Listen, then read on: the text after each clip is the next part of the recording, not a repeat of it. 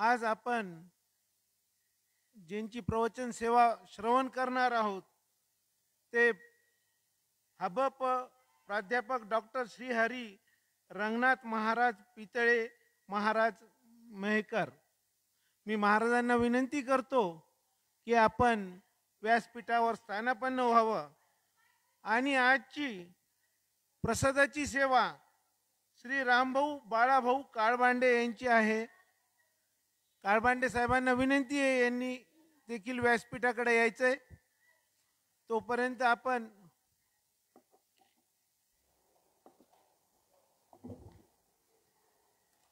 भजनाला सुरुवात करूया।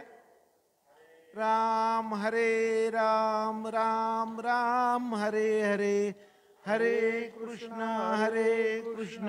कृष्ण कृष्ण हरे हरे, हरे राम राम राम हरे हरे, हरे कृष्ण कृष्ण कृष्ण हरे हरे।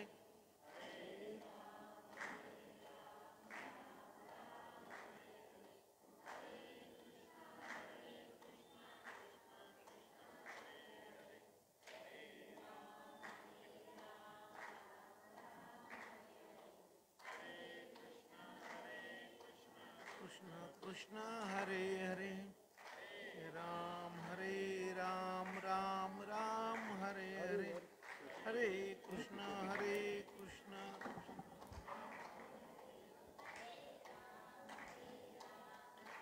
राम हरे हरे, हरे कृष्ण कृष्ण हरे हरे, हरे राम राम हरे हरे, हरे कृष्ण कृष्ण हरे हरे। पुंडलिक वरदा हरी विठ्ठल श्री ज्ञानदेव तुकाराम, पंढरीनाथ भगवान की जय, ज्ञानेश्वर महाराज की जय, जगद्गुरु तुकाराम महाराज की जय, केशवराज बाबा साहेब महाराज की जय।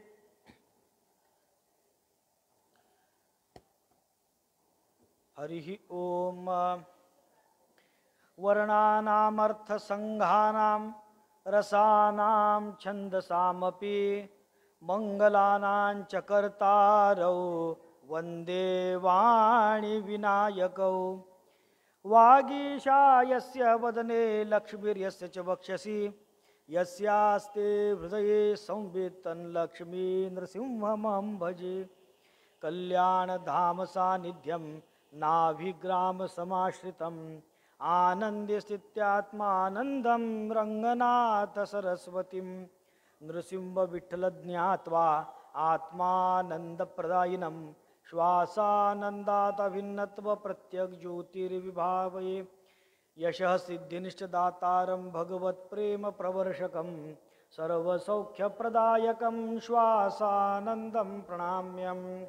योऽन्तः प्रविश्य मम वाचि मां प्रसुप्तां, सञ्जीवयत्यखिलशक्तिधरस्वधाम्ना। अन्यांश्च हस्तचरणश्रवणत्वगादीन् प्राणान्नमो भगवते पुरुषाय तुभ्यं। पुंडलीकवरदारि विठ्ठल श्री ज्ञानदेव तुकाराम, दत्तात्रेय जनार्दन एकनाथ स्वामी महाराज की, सद्गुरु बाबा साहेब महाराज की जय, नरहरी श्यामराज महाराज की जय, आनंदी आत्मानंद रंगनाथ स्वामी महाराज की जय, ओम ब्रह्मेश्वासानंद स्वामी महाराज की जय।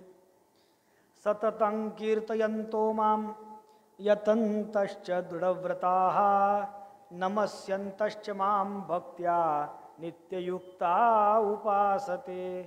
तरी कीर्तनाचे नि नटनाचे, नाशिले व्यवसाय प्रायश्चित्ताचे, जे नामची नाही पापाचे ऐसे केले। भगवती ज्ञानदेवीच्या सेवेसाठी सुरू असलेला हा ज्ञानयज्ञ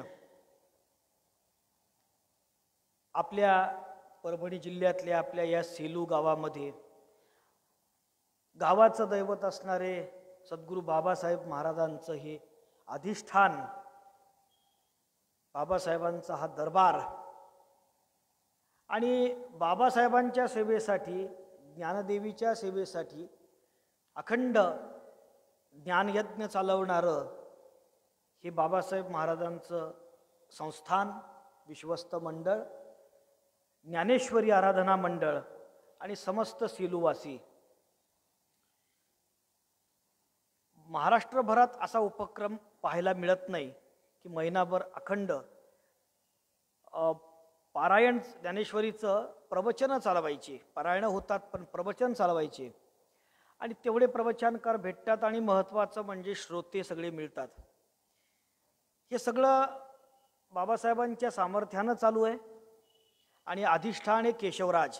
नामा म्हणे केशीराजा, केला नेम चालवी माझा, म्हणून केशवराजाच्या दरबारामध्येच असं घडणं शक्य आहे.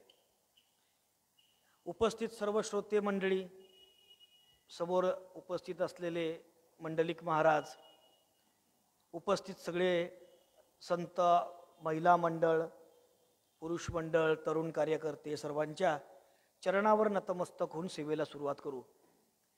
मी दरवर्षी या उपासनेच्या या कार्यक्रमाला, म्हणजे या ज्ञानयज्ञाला 20 वर्षे होत आहेत आणि मला असं वाटते 8-10 वर्षापासून मला पण या सेवेची संधी मिळते.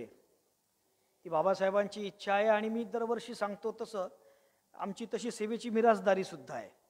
कारण बाबासाहेबांच्या मंदिराचा जो पहिला जीर्णोद्धार आहे आणि बाबासाहेबांच्या उत्सवाची जी यात्रेचं जे नियोजन करून दिलं आहे ते आमचे सद्गुरू, आमचे पूर्वज संत बाळाभाऊ महाराज पितळे यांनी करून दिलं आणि ते सर्व तुम्ही गावकरी मंडळी अव्याहतपणे चालवतात.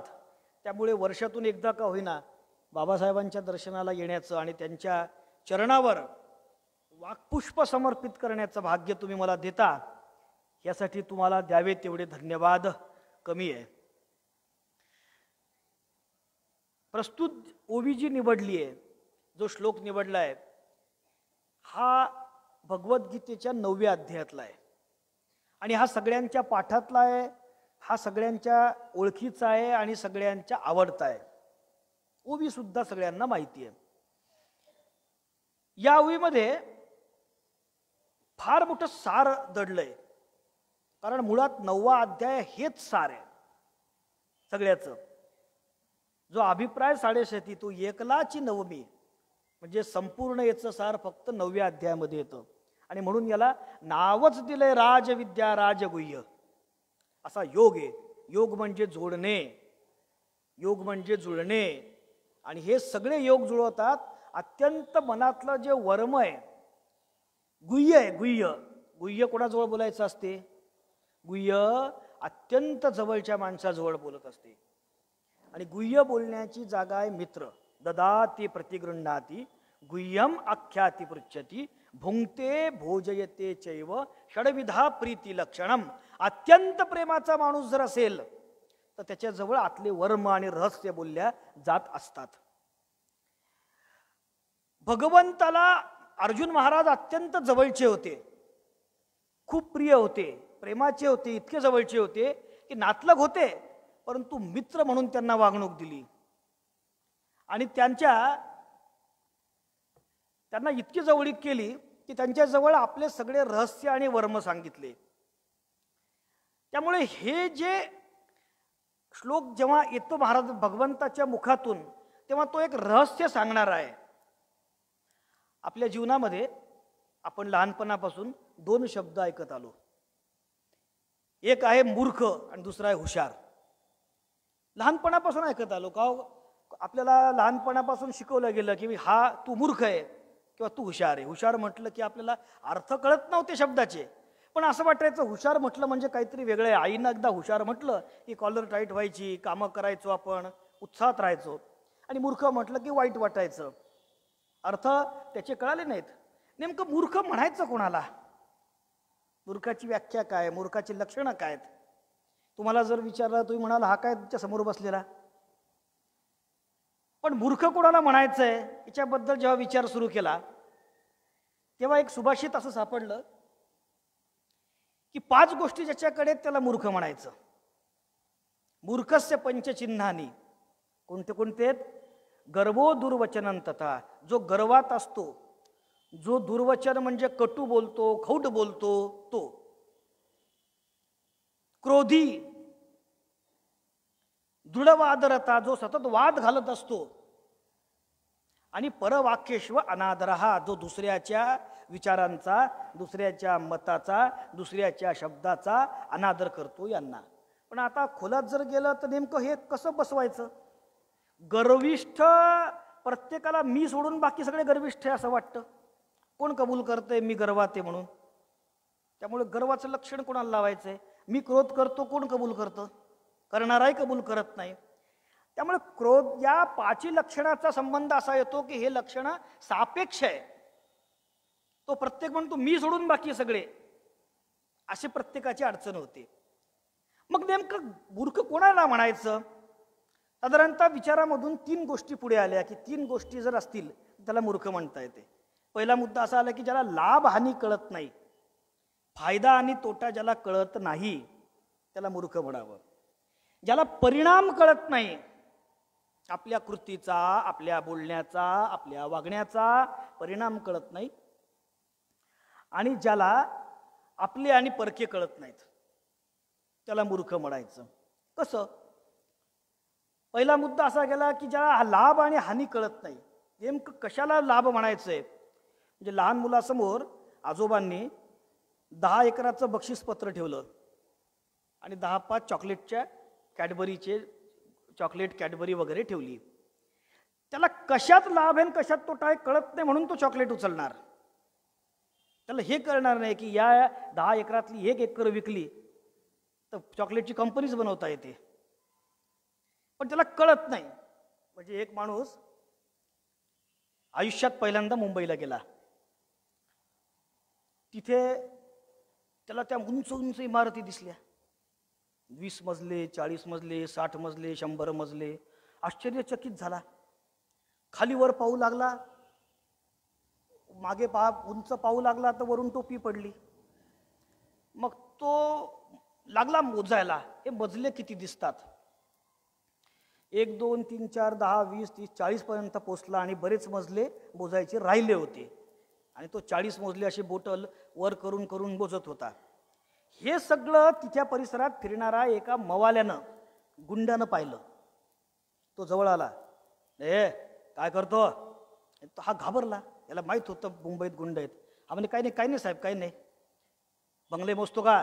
म्हणे हो हो हो मोजून राहिलो. मग म्हणे मोजायचे नाही, परवानगी घेतली का? मोजायची. बंगले हे कॉम्प्लेक्स किंवा जे काही इमारत आहे हे मोजायची परवानगी घेतली का? हा म्हणे मला माहीत नाही परवानगी घेत असतात. चल तुला दंड भरावा लागेल. किती दंड? म्हणे 200 रुपये मजला, या हिशोबानं जमा कर. मग हा म्हणे किती मोजले? हा म्हणे 20 मोजले. 20 मोजले ते म्हणे 20 गुणिले 200, चला किती आहेत? 4000 रुपये जमा कर. त्यानं पैसे काढून दिले आणि मवाली गुंड निघून गेला. तो हा हसायला लागला, खुश झाला. हे पाहणारा तिसरा माणूस होता. तो म्हणाला तुझ्या खिशातले पैसे काढून नेले आणि तू दुःखात आहे, तू हसतोय, आनंदात आहे, दुःख नाही तुला. काय झालं? म्हणे मी त्याला फसवलं. म्हणे फसवलं कसं? म्हणे मी 40 मजले मोजले आणि 20च सांगितले. त्याला मी फसवलं म्हणे. आता कशात लाभ आहे आणि कशात हानी हे जर कळलं असतं तर फसला असता का? खरं फसलो कोण? ही अवस्था आपलीच आहे. आपण सातत्यानं म्हणतो आपण जिंकतोय, पण आपण फसतो. याला मूर्ख म्हणायचं. आपण पुढे विचार करू त्याचा. दुसरा मुद्दा आपण सांगितला की ज्याला परिणाम कळत नाही त्याला मूर्ख म्हणायचं. आपण लहानपणापासून शाळेमध्ये ती शेख चिल्लीची गोष्ट ऐकत आलो की तो फांदीवर बसला आणि तीच फांदी तोडू लागला. म्हणजे आपल्या कृतीचा परिणाम काय होणार त्याला माहिती नाही. तिसरं असं झालंय की ज्याला आपले आणि परके कळत नाही किंवा ज्याला बोलण्याचं ज्ञान नाही, बोलण्याचं, ज्याला त्याच्यामध्ये शास्त्रशुद्ध शब्द जर वापरायचा तर काळ वेळ कळत नाही. महाराजांनी असं लिहिलंय, समयो जाणा भलते नाना भलते थे. त्याला वेळ कळली पाहिजे, कुठे काय बोलावं, कुठे बोलू नये, कुठे कसं वागावं, कुठे वागू नये. आणि समयाला प्रसंगाला विसंगत जो वागतो त्याला मूर्ख साधारणपणे समाजामध्ये लोक म्हणतात.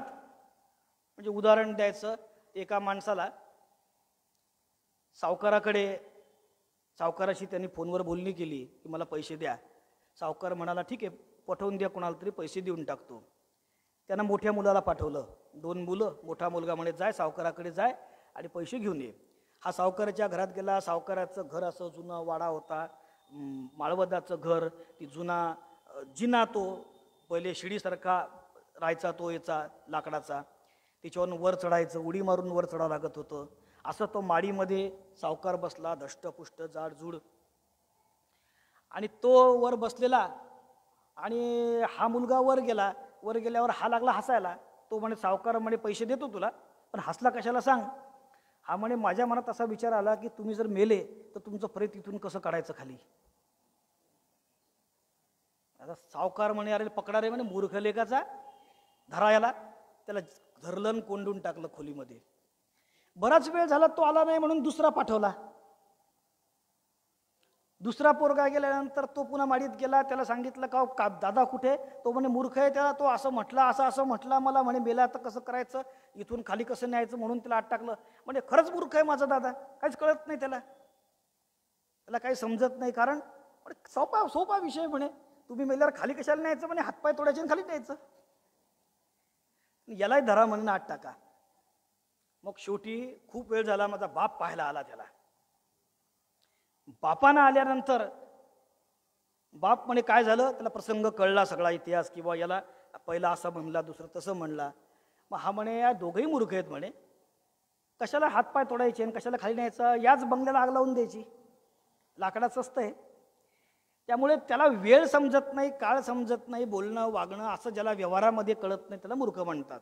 हे झाले व्यवहाराच्या दृष्टीनं मूर्ख. शास्त्राच्या दृष्टीनं काही लोक मूर्ख असतात. धर्मशास्त्र असं म्हणते, कोणाला मूर्ख म्हणायचंय, त्यांनी पण काही लोकांना मूर्ख म्हटलंय. ते म्हणाले ज्याला नरदेहाचं महत्व कळत नाही त्याला मूर्ख म्हणा, नरदेह दुर्लभ जाणा. हे ज्याला कळत नाही त्याला नरदेह दुर्लभो मानुषो देहो देहिनां क्षणभंगुराहा.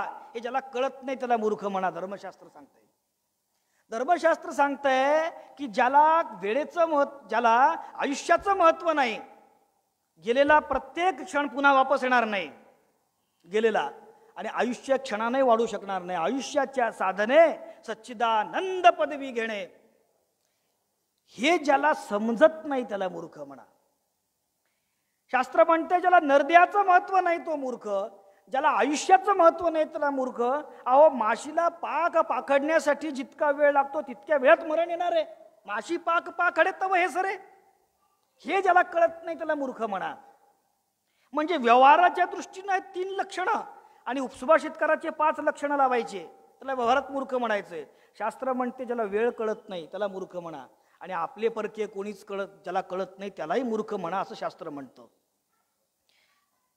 कारण आपण ज्यांना आपलं मानतो ते आपले आहेत का, त्याचं कधी चिंतन केलंय का. माझे कोणीच नवती निश्चय चित्ती, दृढ झाला बैसता संतांचे संगती, कळू आले कमळापती. म्हणून माझं कोण आहे जन हे सुखाचे दिल्या घेतल्याचे. त्यामुळे हे कोणीच माझे नाही, माझा फक्त एक भगवंत आहे आपुला, तो एक देव करून घ्यावा. हे ज्याला कळतं त्याला हुशार म्हणा, हे ज्याला कळत नाही त्याला मूर्ख म्हणा. शास्त्राच्या दृष्टीनं हे अनेक प्रकार सांगितले की ह्या सगळ्या लक्षणात बसणाऱ्याला मूर्ख म्हणायचंय. मग देवाला विचारलं, देवा तुझ्या दृष्टीनं मूर्ख कोण आहे. आम्हाला व्यवहाराच्या दृष्टीनं मूर्ख कोण आहे कळलं, आम्हाला शास्त्राच्या दृष्टीनं मूर्ख कोण आहे कळलं, देवाच्या दृष्टीनं मूर्ख कोण आहे. देव म्हणे माझ्या पण विचारातून मी काही लोकांना मूर्ख म्हणतो. कोणाला म्हणतो. देव म्हणाला एकच लक्षण आहे, जो मला ओळखत नाही तो मूर्ख आहे. कोण मूर्ख आहे ते म्हणे, त्यांनी सांगितले अवजानंती मां मूढा मानुषीं तनुमाश्रितम. जो मला ओळखत नाही त्याला ते म्हणतात मूर्ख आहे, ते मूर्ख आहे. यो मामेव असमूढो शब्द वापरलाय तिथे. मूढ, सम्मूढ आणि असम्मूढ. मूढ म्हणजे मूर्ख, असंमूढ म्हणजे पक्का मूर्ख, शहाणा मूर्ख, खूप मूर्ख. संमूढ म्हणजे खूप मूर्ख, आणि असंमूढ म्हणजे त्याच्या विरोधात, की जो मूर्ख नाही तो. जो मला जाणतो, यो मामेव जंत जानाती पुरुषोत्तमम, यो मामेव असंमूढो, त्याला असंमूढ म्हणतात. ते म्हणजे भगवंताचं म्हणणं असं आहे की जो मला ओळखतो त्याला हुशार म्हणा, जो मला ओळखत नाही त्याला मूर्ख म्हणा, संपला विषय. अवजानंती माम मूढा मानुषीन तनुमाश्रितम. अहो, तुमच्याकरता मी माणसाचं रूप घेऊन आलो. रूपाचं नाम आणि रूपाच्या उपाध्या मी स्वीकारल्या. कल्पित भेद निर्माण केला. कोणासाठी? तुमच्यासाठी, जडमूड उद्धरण्यासाठी. आणि तुम्ही काय म्हणता? अरे हा आपल्यासारखाच देव आहे, हाही जेवतो, हाही झोपतोय, हाय खातो. ते मला त्यांच्यासारखेच दुर्बल समजतात, त्यांच्यासारखेच परिच्छिन्न समजतात, त्यांच्यासारखेच कमजोर समजतात, आणि त्यांच्यासारखेच दुःखी समजतात. असं जर समजत असतील तर हे मूर्ख आहेत. मग देव म्हणतो एका बाजूनं की जो देवाला देवाचं स्वरूप ओळखत नाही ते मूर्ख आहे. आणि मग आता हुशार कोणाला म्हणायचं? याच्या उलट, वाईस वर्सा, काही मुत्तिक न्याय. जो मूर्ख नाही तो हुशार. मग जे भगवंताला ओळखतात त्यांना हुशार म्हणायचं आहे, आणि जे भगवंताला ओळखतात त्याला भगवंत म्हणतो हे खरे महात्मे आहेत. महात्मा नस्तु माम पार्थ दैवीम प्रकृतीम आश्रिताः, त्यांना ओळखा. ऐसेचे महानुभाव दैवीये प्रकृतीचे दैव, जे जाणून या सर्व भजती माते. मुख्य वाक्य महत्वाचे, जाणून या सर्व, सर्व जाणून या. सगळं त्यांनी जाणलंय, माझं स्वरूप जाणलंय, माझं कर्तृत्व जाणलंय माझा, आणि मग ते मला भजन करतात. मग हे जे आहेत ते सगळ्यात जास्त माझ्या आवडीचे आहेत, कारण ते प्रेमाचे आहेत, ते हुशार आहेत, मूर्ख नाही, म्हणून ते हुशार आहेत. आणि ते सगळ्यात जास्त आवडतात. म्हणून देवाने सांगितले 4 प्रकारचे भक्त आहेत की नाही, अर्थार्थी जिज्ञासू ज्ञानीचे भरतर्षभ. त्या सर्वात जास्त जर मला कोणाला आवडतं, ज्ञानी आवडतात. ज्ञानी तो आत्मा माझा, मला तो सगळ्यात जास्त आवडतो, मला आवडतो तो. तुलसीदासजींनी सांगितलंय, चहु चतुर कहू नाथ अनाथ अधारा, ज्ञानी प्रभू ही विशेष पियारा. सगळ्यात जास्त जर देवाला कोण आवडत असेल तर ज्ञानी भक्त आवडतो, कारण तो हुशार आहे, म्हणजे तो मूर्ख नाही. मग हुशार कोण? जे देवाचं स्वरूप जाणतो तो. आता एकदा हुशार ठरला तर जो हुशार झाला तो आवडतो. तो किती आवडतो देवाला? देव म्हणतो, अहो हे जर मला भेटले ना तर मी यांना डोक्यावर धारण करतो. याही वरी पार्था माझ्या भजनी आस्था, तया ते मी माथा मुकुट करी. त्यांना माझ्या डोक्यावर शिरावर धारण करून त्यांचं मी सेवा करतो. अनुव्रजाम्यहम नित्यम पूययेत्यंग्री रेणुभिः. त्याच्या मागे मागे देवैची रज चरणीची राज माती. आणि म्हणून ते हुशार म्हणायचे. मग हे जे हुशार भक्त ते करतात काय? अशी सगळी प्रस्तावना भगवंत या 9व्या अध्यायाचं 13 श्लोकापर्यंत करतात.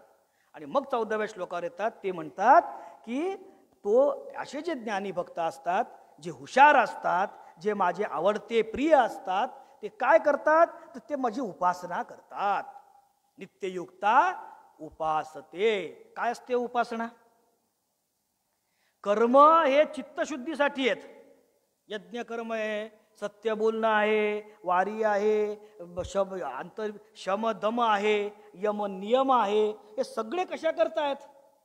स्नान संध्या आहे, हे सगळे चित्तशुद्ध होण्यासाठी आहे. कर्माणि चित्तशुद्ध्यर्थम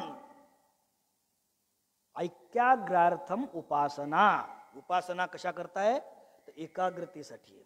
एकाग्रता म्हणजे एकरूप होणे. तुझं माझं नाही भेद, केला सहज विनोद, एक होणं. नेह नानास्ति किंचन अहम ब्रह्मास्मी. त्याला एकता वाढणं, ज्याला जीव ब्रह्माचं ऐक्य करणं, याला ते म्हणतात उपासना. मग उपासना करायची कशी? उपासना कशी करायची याचं वर्म या श्लोकात सांगितलंय. देव म्हणतात की उपासना करण्याच्या 3 अटी आहेत आणि 2 प्रकार आहेत. प्रकार बरेच आहेत, पण या श्लोकात 2च प्रकारावर फोकस केलाय. 3 अटी कोणत्या आहे? ज्याला उपासना करायची त्याने 3 गोष्टीची पूर्तता केली पाहिजे. त्याला कोणकोणते इतके डॉक्युमेंट्स आणले तरच ते तुम्हाला लाडकी बहीण लाडका भाऊ मध्ये प्रवेश मिळेल. मग ते आधार कार्ड आणा, काय काय लागते अजून, रहिवासी दाखला आणा, TC आणा. तसं उपासना करायची असेल तर काय काय आणा? ते म्हणे पहिले नित्ययुक्त व्हा. नित्ययुक्त व्हा म्हणजे नित्ययुक्त शब्दाचा अर्थ लावताना शंकर महाराज कंधारकरांनी भावदर्शनमध्ये आणि बाबाजी महाराज पंडित त्यांनी गुदार्थ दीपिकेमध्ये असं सांगितलं की नित्ययुक्त शब्दाचा अर्थ असा घ्या की ध्यान करणे, भगवंताला हृदयामध्ये याची धारणा करणे आणि ध्यानपूर्वक त्याचं चिंतन करणे एकाग्रतेनं, असं त्यांनी अर्थ घेतला. पण थोडा वेगळा अर्थ रामसुखदासजींनी सांगितला साधक संजीवनीमध्ये. ते असं म्हणाले की जसं आपण कोणाचे तरी चिरंजीव आहोत, मुलगा आहोत. आता मला हे माहिती आहे की मी रंगनाथ महाराज पितळे यांचा मुलगा आहे. मी रोज सांगत सुटत नाही मी यांचा मुलगा आहे. मी माझे नित्यकर्म करतोय, स्नान करतोय, जेवण करतोय, फिरतोय, आले लोकांशी बोलतोय, कॉलेजमध्ये जातोय, प्रवचन करतोय, कीर्तन करतोय. पण अंतःकरणामध्ये तो भाव जागृत आहे की हे माझे वडील आहेत, मी यांचा आहे. लहान लेकराला जर विचारलं तू कोणाचा आहे, तो म्हणतो मी आईचा आहे. तू कोणाचा आहे? मी बाबाचा आहे. मी आईचा आहे, मी बाबाचा आहे, ही जो भाव आहे हा मरेपर्यंत अंतःकरणामध्ये कायम असतो. झोपेतून उठलं तरी तो सांगणार. तो भाव कायम वाहत असतो, तो प्रवाह असतो. तसं आपण भगवंताचे आहोत. मी देवाचा आहे आणि देवासाठी आहे. ह्या भाव शरीरामध्ये, अंतःकरणामध्ये, चित्तामध्ये सतत जागृत राहणं म्हणजे सतत भगवंताशी जोडलेलं राहणं, याला म्हणतात नित्ययुक्त. ही व्याख्या स्वामी रामसुखदासजींची आहे. म्हणजे भगवंताला इतकं जवळ करायचं की तो सतत चिंतनामध्ये असला पाहिजे. आणि पहिली गोष्ट अशी आहे की मी जर भगवंताचा असेल तर त्याचा अहम आणि मम अध्यास दूर झाल्याशिवाय राहत नाही. त्याला मी आणि माझं आपोआप दूर होणार. म्हणून मी देवाचा आहे, मग हे सगळं विश्व माझं आहे. आपणची विश्व झाला मग भेदभाव काय उरला. मग ही अवस्था प्राप्त होण्याला म्हणतात नित्ययुक्त, भगवंताशी सतत जोडलेलं असणं. दुसरं त्यांनी सांगितलंय की ही एक आठ आहे. पहिली आठ नित्ययुक्त असलं पाहिजे. दुसरी आठ सांगितली दृढव्रती असलं पाहिजे. जे भोगी आणि संसारी लोक आहेत ते कुठल्याही व्रताला नित्यपणे अखंडपणे चालवू शकत नाही. तुम्ही ज्ञानेश्वरी पारायण अखंड चालवतात 20 वर्ष, सर्वसामान्यपणे हे अशक्यप्राय गोष्ट आहे. इतर कुठल्याही गावात नाही, पण इथंच फक्त सापडतंय. हे तुमचं भाग्य आहे, माझंही भाग्य आहे आणि हे बाबासाहेबांचं, केशवराजांचं सामर्थ्य आहे.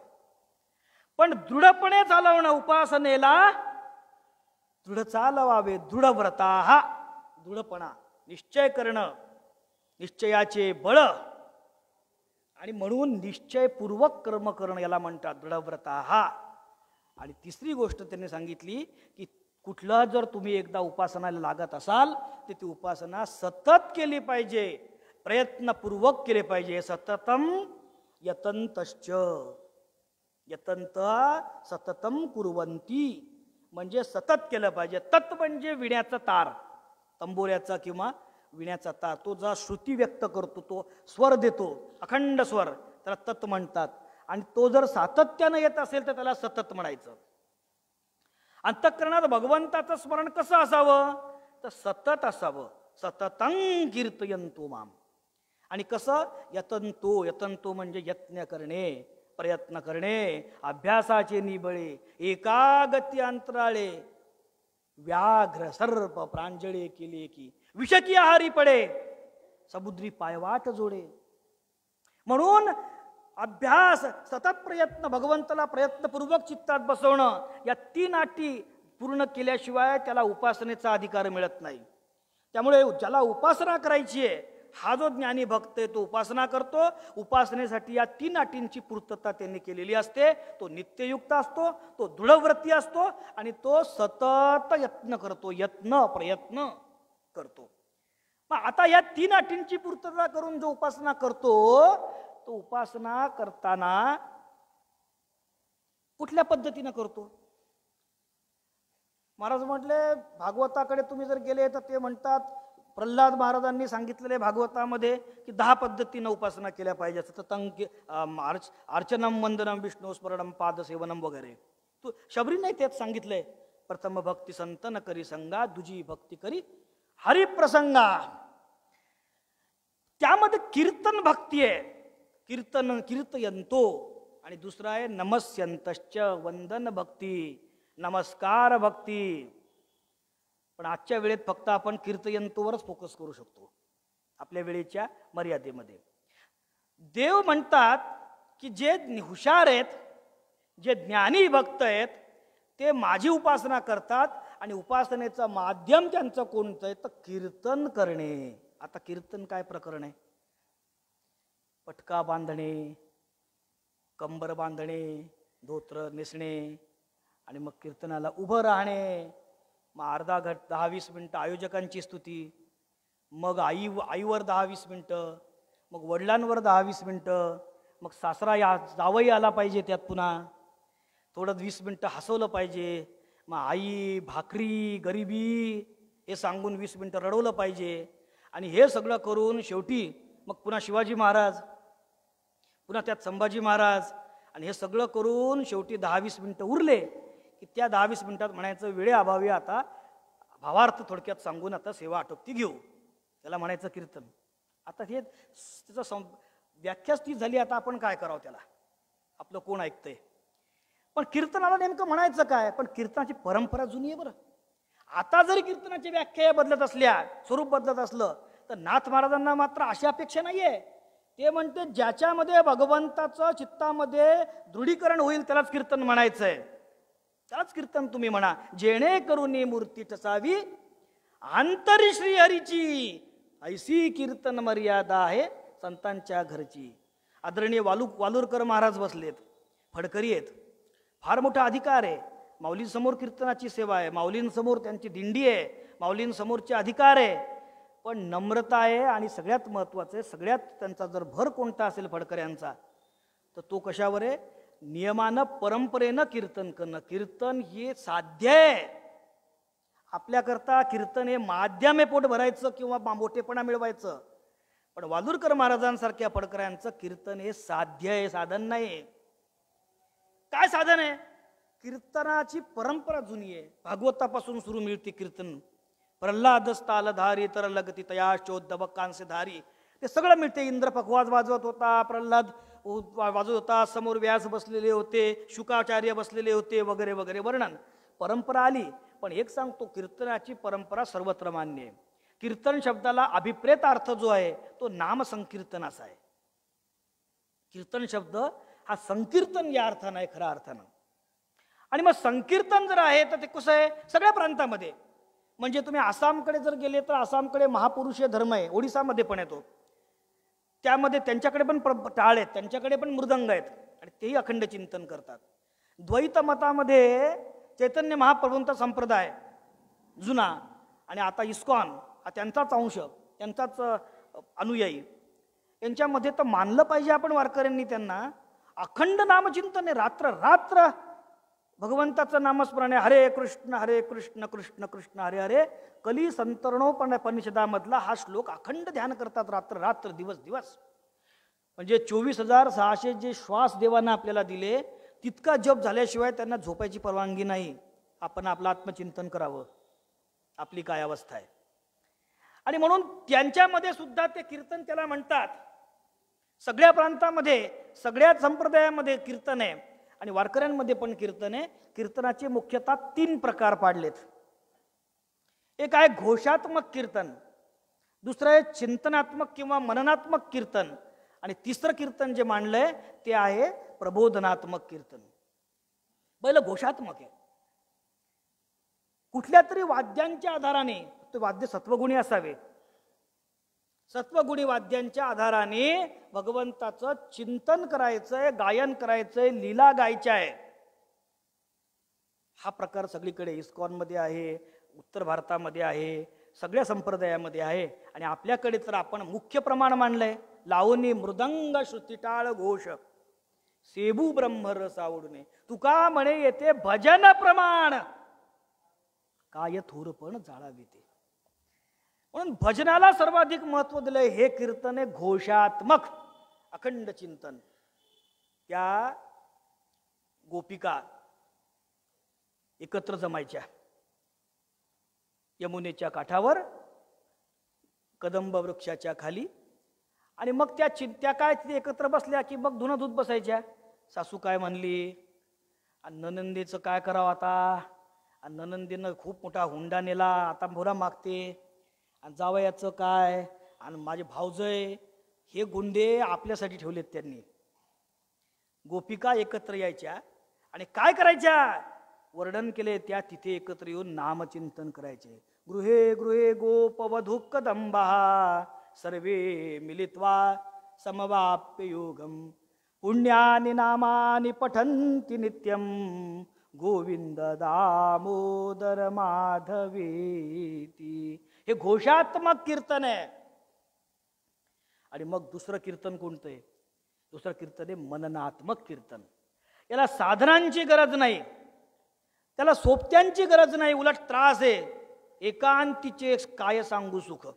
एकांतामध्ये बसणे आणि भगवंताच्या नामाचं, भगवंताच्या लीलेचं, भगवंताच्या रूपाचं, भगवंताच्या कीर्तीचं श्रवण करायचं, चिंतन करायचं, आठवायचं आणि ते पुन्हा पुन्हा पुन्हा पुन्हा त्याचं स्मरण करायचं. हे झाले मननात्मक चिंतन, वर्णन त्याचं. आणि तिसरं चिंतन जे सांगितले प्रबोधनात्मक, ते आपल्याकडे युक्तिप्रयोक्तीनं दृष्टांत देऊन गायनाची साथ घेत आणि संतांचे, वेदाचे, उपनिषदांच्या सिद्धांताचा आधार घेत भगवंताचं कीर्तन करणं, याला प्रबोधनात्मक म्हणतात. प्रबोधित्या नारी नरलोका तेची पुण्यवंते तेची पर उपकारी, त्याला म्हणतात प्रबोधनात्मक कीर्तन. त्यामध्ये सांगितले जाते मच्चित्ता मद्गत प्राणा बोधयंत परस्परम कथयंतश्च माम नित्यम तुष्यंती च रमंती च. किंवा पंचदशीला जर विचारलं तर ते म्हणतात तत्कथनम तच्चिंतनम अन्योन्यंतत् प्रबोधनम प्रबोधिद्या नारी नरलोका. हे प्रबोधनात्मक कीर्तन आहे.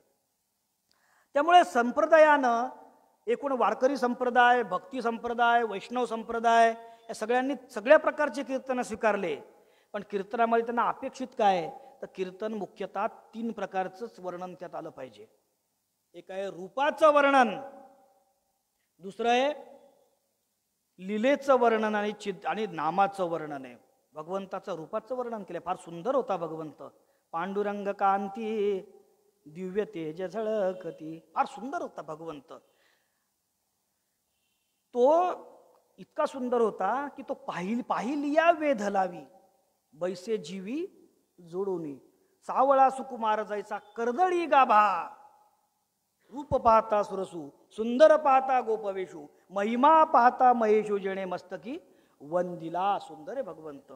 एकदा भगवंताने द्वारकेमध्ये त्यांची मीटिंग चालू होती, बैठक सुरू होती कामकाजाची, आणि सगळे बसलेले होते.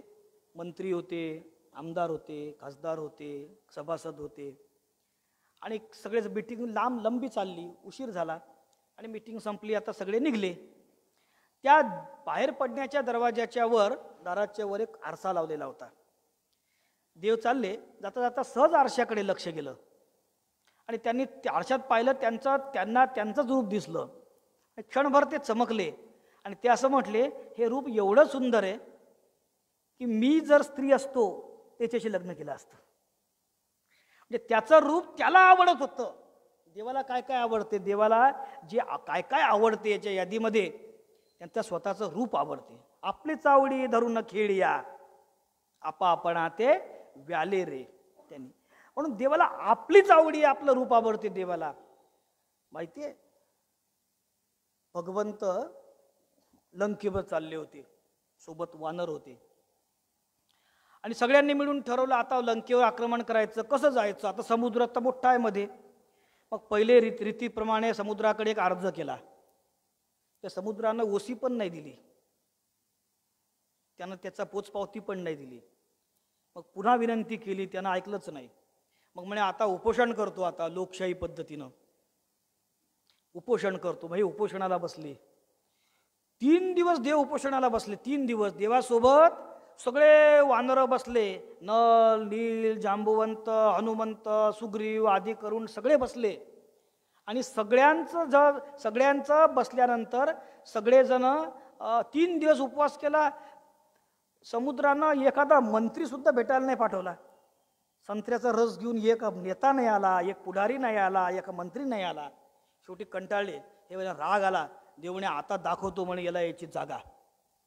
भगवंत उभे राहिले आणि त्या भगवंतानी रामानी धनुष्याचा फक्त टणटकार केला, प्रत्यंचा ओढली आणि म्हणे समुद्रा आता जर तू मला भेटला नाही, रस्ता दिला नाही, माझी मागणी पूर्ण केली नाही, तर आत्ताच्या आत्ता मी तुला पूर्णपणे शोषण करतो. तुला आता पूर्णपणे एका बाणात तुला कोरडं करतो. आता समुद्र पळत आला. म्हणजे सहजासहजी न ऐकणं ही प्रथा तेव्हापासून आहे. मग तो आला, हात जोडले, म्हणे असं करू नका, असं करू नका, कारण जलचर मरतील, भूचर मरतील, तिच्यामध्ये वनस्पती आहेत, जलचर प्राणी आहेत, ते मरतील.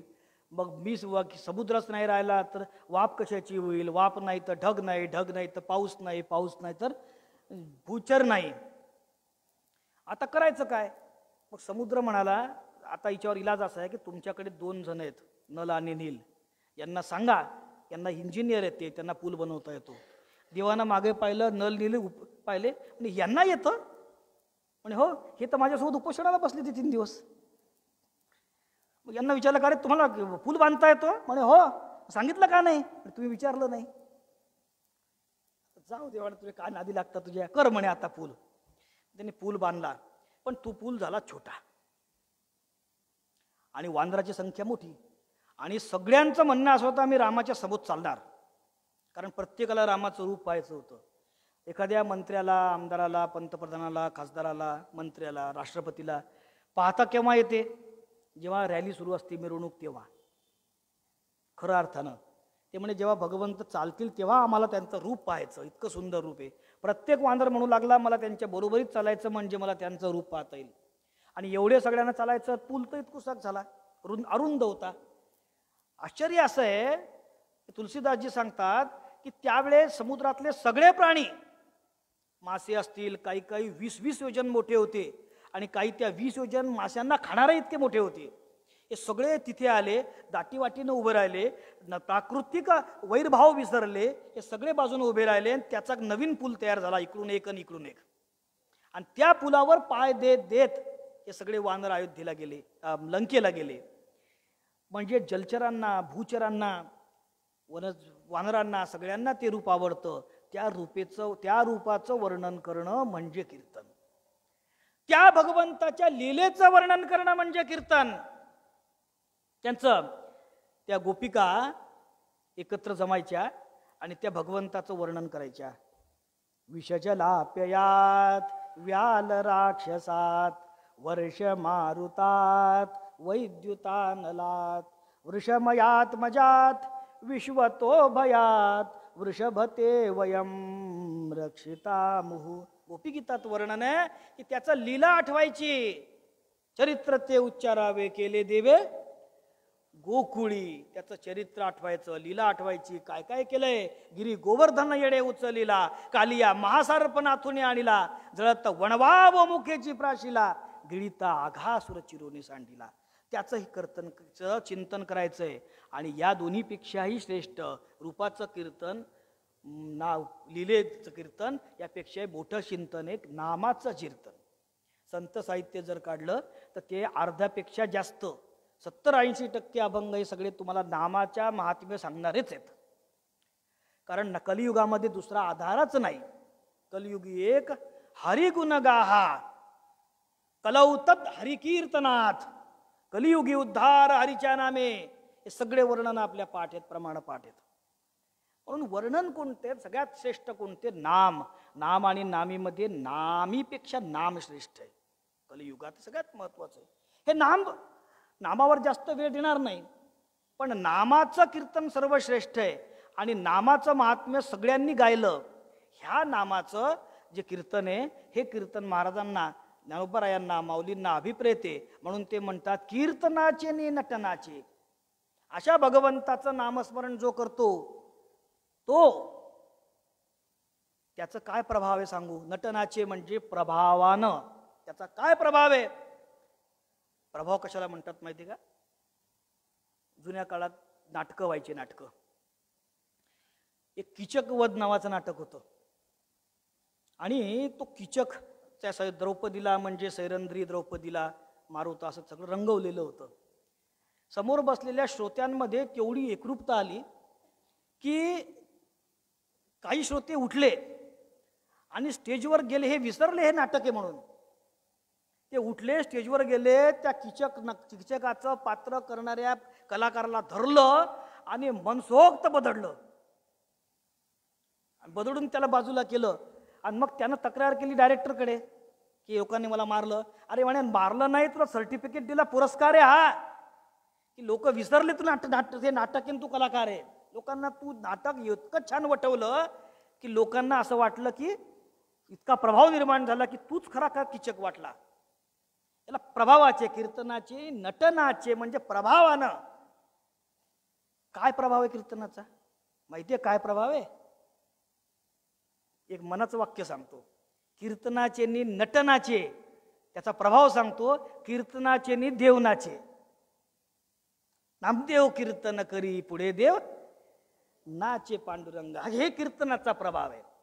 हा कीर्तन चांग, कीर्तन चांग, नाम चांगले चांगले माझे कंठी राहो भले. म्हणून कीर्तनाचे नि नटनाचे. काय झालं कीर्तनाचा प्रभाव काय? ते म्हणतात कीर्तनाचा प्रभाव देवनाचे, कीर्तनाचा प्रभाव पाप नाशे. आणि प्रायश्चित्तला कामच उरत नाही. कामच नाही उरत. व्यवसाय प्रायश्चित्तांचे नाशिले. प्रायश्चित्त काय प्रकरण असते? धर्मामध्ये कर्माचे प्रकार सांगितले. निषिद्ध कर्म आणि विहित कर्म. विहित कर्मामध्ये काम्य कर्म, नित्य कर्म, नैमित्तिक कर्म आणि प्रायश्चित्त. प्रायश्चित्तामध्ये पुन्हा साधारण प्रायश्चित्त आणि असाधारण प्रायश्चित्त. साधारणामध्ये गंगास्नान, उपवास वगैरे, नामस्मरण हे सांगितले. आणि विशेष प्रायश्चित्तामध्ये कृच्छ्र व्रत, चांद्रायण व्रत, तीर्थयात्रा वगैरे बरेच व्रत सांगितलेत. हे सगळे तुम्हाला माहिती आहे. बलराम दादाने एक तर ब्राह्मण मारला आणि तो पुन्हा व्यासपीठावरचा कथा सांगणारा कथाव्यास मारला. आता किती मोठं पातक घडलं. मग त्यांना सांगितलं 1 वर्ष तुम्ही फिरायला जा, तीर्थयात्रा करून या. म्हणजे देव त्यांनाही, बलराम दादा सारख्यांनाही माफी नाही. त्याला प्रायश्चित्त घ्यायला लावलं. मग हे सगळं करताना त्याला म्हणतात प्रायश्चित्त. मग प्रायश्चित्त घ्यायचं कुठे, त्याचे नियम वगैरे फार डिटेल वर्णन आहे. हे करण्यासाठी प्रायश्चित्त कोणासाठी आहे? तर पापासाठी आहे. पाप कोण आहे? पाप खूप आहेत. पाप वेगळे, उपपातक वेगळे, अनुपातक वेगळे, महापातक वेगळे. पापाचे खूप प्रकार आहेत. पण भगवंत असं म्हणतात किंवा शास्त्र असं म्हणते की खूप पाप आहे. कृतपाप, कारिक पाप, खूप प्रकार आहेत. पण या सगळ्यामध्ये महत्वाचे 3 पाप आहेत. म्हणून आपण सगळे पापी आहोत. का आहोत? संध्या केली, पूजा केली तर शेवटी म्हणावं लागते पापो हम पाप कर्मो हम पापात्मा पाप संभवा. का म्हणावं लागते? मी तर पाप केलं नाही. अहो, पाप केल्याशिवाय राहिलेच नाही. प्रत्येकाकडून पाप होणार. कारण 3 पाप तर नक्कीच करतो. पहिलं पाप आहे देवाला विसरणं. विसरली तया थोर झाली हानी. पहिलं पाप आहे देवाला विसरणं. दुसरं पाप आहे देहाला मी म्हणणं. ते तर आपण करतोच. एकदा देहाला म्हणलं तर कोटी ब्रह्म हत्या येतात. बळे देह मी म्हणता कोटी ब्रह्म हत्या माथा. म्हणून ते पाप आहे. आणि देवाच्या वेदाच्या आज्ञेचं पालन न करणे याला म्हणतात हे 3रं पाप. हे पाप आपण करतो. हे पाप जळतील कशाने? हे पाप जळतील नामाने. कारण नामात शक्ती आहे. किती शक्ती आहे? अहो जेवढी पाप होऊच शकत नाही तेवढं नाम जाळते. जेवढी पापा नामाची शक्ती तेवढे पाप नाही त्रि जगती. नामनस्य यावत शक्तीर पाप निर्हरणे हरे हे तावत कर्तुं न शक्तोती पातकम पातकी जना हरी उच्चारणी अनंत पापराशी जातील लयासी क्षणमात्रे. त्यामुळे एवढी मोठी कडब्याची गंजी एक काडी जाळते अंगारपेटीची. त्यामुळे एक नामस्मरण जर घेतलं तर जळतील दोषी. किती पर्वताप्रमाणे पातक करणे. तुका म्हणे नाम जाळी महादोष.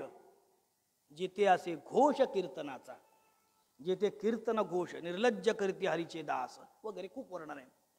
पण हे सगळं करताना त्या नामामध्ये इतकं सामर्थ्य आहे भगवंताच्या नामामध्ये की त्यांनी पाप जाळण्याची ताकद तिच्यामध्ये. त्यामुळे कोणत्याही प्रकारचं पाप असू द्या, डोंगरा इतकं असू द्या, ते जाळण्याची ताकद नामामध्ये. विद्यारण्य नावाचे एक ऋषी होते, सत्पुरुष होते, पंचदेशी लिहिली आणि शंकराचार्य होते ते काही काळ. त्यांनी पुरश्चरण सुरू केले गायत्री मंत्राची. 24 लाखाचं एक पुरश्चरण. त्यांनी 100 झाले, 500 झाले, 1000 झाले, 2000 हजारो पुरश्चरण केले. पण ती गायत्री काही दर्शन द्यायला तयारच नाही. कंटाळले आणि शेवटी कंटाळून त्यांनी एक दिवस खूप त्रागा केला. तेव्हा ती गायत्री ती म्हणे, ती प्रसन्न झाली. ती म्हणे, तू फक्त मागे बघ. मागे पाहिलं तर अनंत जन्माच्या पापाच्या राशी जळत होत्या त्यांच्या. इतक्या जन्माचं पाप किती होतं, मागचं जन्माचं पाप, ते सगळं जाळण्यासाठी त्या गायत्री मंत्राच्या पुरश्चरणाने हे सगळं पाप जळत होतं. म्हणून ज्यानं कीर्तन केलं भगवंताचं नाम संकीर्तन साधन पै सोपे जळतील पापे जन्मांतरीचे. ज्याला नाम संकीर्तन करता आलं, भगवंताचं लीला, भगवंताचं रूप, भगवंताचं नाम, भगवंताचे गुण गाईन ते लीला चरित्र पवाडे, हे ज्याला करता आलं त्याचे फल काय माहितीये? नाशले व्यवसाय प्रायश्चित्तांचे. प्रायश्चित्त घ्यायचं कामच पडणार नाही, कारण पापच राहणार नाही. कारण नाही तर कार्य कशाला? आजारीच नाही. ज्या गावात लोक आजारी पडत नाही त्या गावात डॉक्टरला काम काय उरतं? त्यामुळे जिथं पापच नाही तिथे प्रायश्चित्त कोण घेणार आणि कोण देणार? म्हणून महाराज म्हणतात, तरी कीर्तनाचे ने नटनाचे नाशिले व्यवसाय प्रायश्चित्तांचे. जे नामची नाही पापाचे ऐसे केले. इतकं महात्म्य कीर्तन भक्तीचं आहे. आणि याच श्लोकात नमस्कार भक्तीचं आहे, पण आता वेळेत बसत नाही, वेळेअभावी. तितकंच सामर्थ्य नमस्कार भक्तीचं आहे, वंदन भक्तीचं आहे, नमन भक्तीचं आहे. आणि नमन म्हणजे मी न मन, माझं मन माझं नाही हे म्हणणं म्हणजे नमन आहे. जे जे भेटेल भूत ते मानी जे भगवंत नमन भक्ती आहे. पण सर्वश्रेष्ठ भक्ती जर कोणती सांगितली कलियुगामध्ये, चहुगुण चहुश्रुती नाम आधारा नाम प्रभाऊ. चहुगुण चहुश्रुती चहुजुग चहुश्रुती नाम प्रभाऊ. कलियुग नाही आन उपाऊ. कलियुगामध्ये दुसरा आधारच नाही. त्यामुळे नुसतं एक भगवंताचं अखंड अंतःकरणापासून चिंतन जर केलं, नामस्मरण केलं, तर माऊली असं आश्वासन देतात की जे ज्ञानी भक्त असतात, जे हुशार असतात, जे मूर्ख नसतात, जे भगवंताचे प्रिय असतात, ते काय करतात? अखंडपणे भगवंताचं नामचिंतन करतात. ते भगवंताचं कीर्तन करतात, रूपकीर्तन, लीला कीर्तन, गुणकीर्तन, नामकीर्तन करतात. आणि याची फलश्रुती काय? तर पापातून निवृत्ती होते. पाप संपलं तर कर्म संपलं, पाप संपलं भोग संपला, पाप संपलं पाप. तुका म्हणे एक पापची नाड, पापाचे भोग भोगावं लागतात. तुका म्हणे पापे येती भोगाची या रूपे. आणि म्हणून पाप घालवायचं असेल तर संताचं देवाचं कीर्तन केलं पाहिजे. तुका म्हणे पापे जाती संताची या जपे. आणि एवढं मोठं सामर्थ्य प्रस्तुत ओवीमध्ये माऊलींनी सांगितलंय. आज बाबासाहेबांच्या दरबारामध्ये या ओवीचं काही यथाशक्ती यथामती चिंतन करता आलं. खरं म्हणजे मला माहिती आहे, जाणलेल्या श्रोत्यांमध्ये अतिशय जिज्ञासू, अतिशय अधिकार संपन्न वक्ते आहेत. तुम्ही इथे बसून आमचं श्रव ऐकता. खरं म्हणजे हे शृंगारीला बाळ कौतुकी असं आहे. तुम्ही ऐकताय माझ्यासमोर मंडलिक महाराज आहेत, माझ्यासमोर हरिभक्तीपरायण कडपे महाराज आहेत, की जे म्हणजे आम्ही त्यांना डिक्शनरी म्हणतो, एनसायक्लोपीडिया म्हणतो. कुठल्याही विषयावर तुम्ही विचारा, मला काही आला तुम्ही त्यांना फोन विचारून नम्रतेनं सांगतात. आणि अत्यंत मोठे असणारे आमचे वालुरकर महाराज आहेत, संजय महाराज पिंपळगावकर आहेत, तुम्ही सगळे डॉक्टर साहेब आहेत, डॉक्टर जोग आहेत, तुम्ही सगळे मंडळी, ज्ञानेश्वरी आराधना मंडळ आणि या गावचे सगळे श्रोते मंडळी, आमचे भाऊजी सतीशराव दिग्रसकर हेही समोर आहेत. आणि तुम्ही सगळे श्रोते मंडळी या गावचे इथे आहात. म्हणजे मी तसा सतीशरावांचा शालक म्हणजे तुमचा माझ्यावर खूप हक्क आहे. आणि बाबासाहेबांकडे माझी वंशपरंपरा सेवा आहे. त्यामुळे ही सेवा तुम्ही चालवता, ही सेवा अखंड चालवा. बाहेर कीर्तनाचे कार्यक्रम भगवंताच्या कृपेनं प्रवचनाचे आहेत, पण हे जो अधिकार आहे सेवेचा हा फार वेगळा आहे. हा अधिकार आम्हा फडकरी मंडळींना, संस्थानिकांना याचं फार महत्त्व आहे. बरं, वालुरकर महाराज म्हटले, एका मोठ्या महाराजांनी त्यांना काही कोटी रुपये कबूल केले माऊली समोरचं कीर्तन द्या म्हणून, तर त्यांनी नाही दिलं. इतका अधिकार या सेवेचा असतो. ही सेवा फार महत्त्वाची असते. म्हणून ही सेवाची संधी तुम्ही दिली. वाकडे शब्द, बोबडे शब्द, लटके शब्द तुमच्या पुढे मी समर्पित करतो. किंबहुना तुमचे केले धर्म कीर्तन सिद्धी गेले, येथ माझे जीवरले पायी कपण, अज्ञानात विस्मृतिर्भ्रांत्या यन्यूनम अधिकं पठन, तत्सर्वं क्षम्यतां देव प्रसीद परमेश्वर.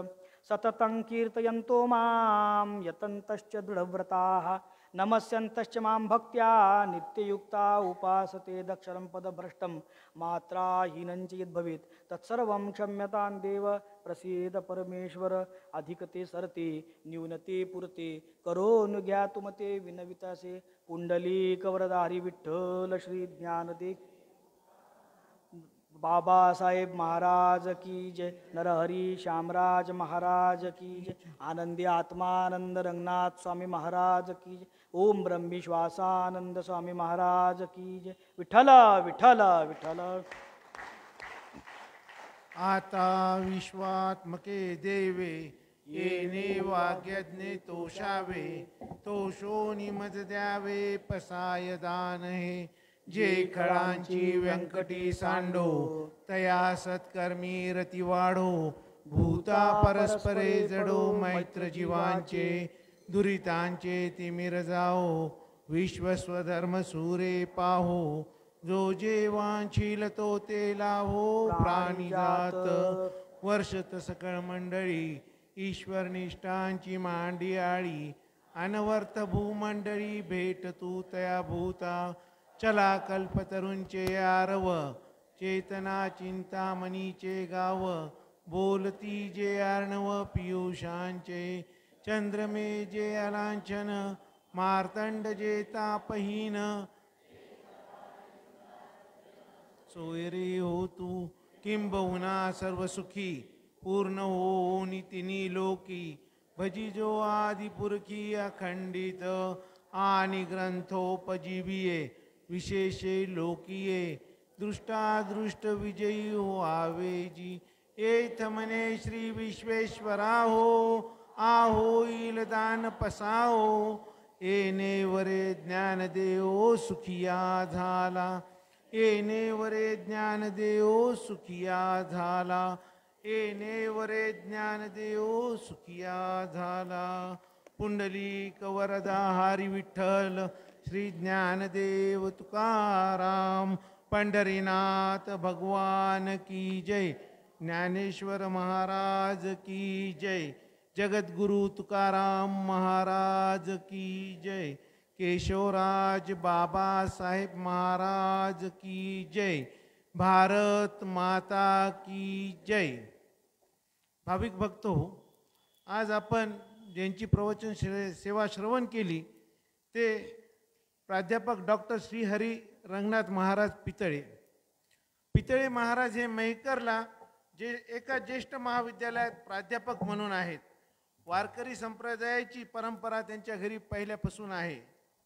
वडिलोपार्जित नरसिंह मंदिर त्यांच्याकडे आहे. आध्यात्मिक वारसा लाभलेलं संस्थान आहे ते. उच्च शिक्षित असताना देखील कीर्तन प्रवचनाच्या माध्यमातून आध्यात्मिक प्रचार करतात. बाबासाहेब मंदिराच्या संस्थांचं त्यांची पूर्वीपासून सेवा आहे. त्यांनी आधीच सुरुवातीला सांगितलेलं आहे की त्यांच्या आजोबांनी याची पायाभरणी केलेली आहे म्हणून. बरोबर आहे ना महाराज? पणजोबांनी. हां, इतका त्यांचा म्हणजे आपल्या संस्थांशी संबंध आहे. उद्याची जी प्रवचन सेवा आहे ती हबप मोहन महाराज हातकडके सेलू यांची आहे आणि प्रसादाची सेवा नागरे सर यांची आहे. उद्या बरोबर रात्री 8 वाजता. तोपर्यंत रामकृष्ण हरी.